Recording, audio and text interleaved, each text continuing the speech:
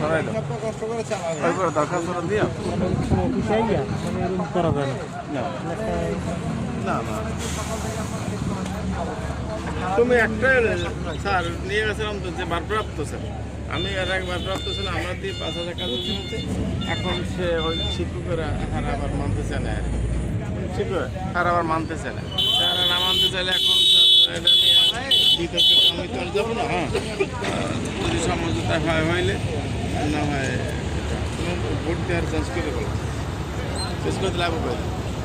যদি আবার ঝামেলা বাঁচবেন যে কারোর উপরে পিঠে পিঠে বাঁচবেন পিঠে পিঠে বাঁচলে ভালো অবস্থা বাজি একজন তো আইবে এবারে একজন তাই বেঁচে যাবে একজন তো দেবে সরকার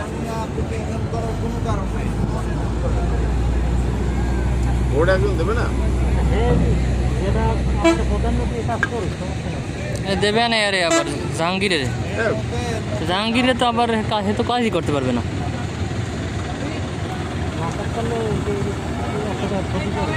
ক্ষতি করবে না ই তো নেওয়া যাবে স্বার্থগুলো তো নেওয়া যাবে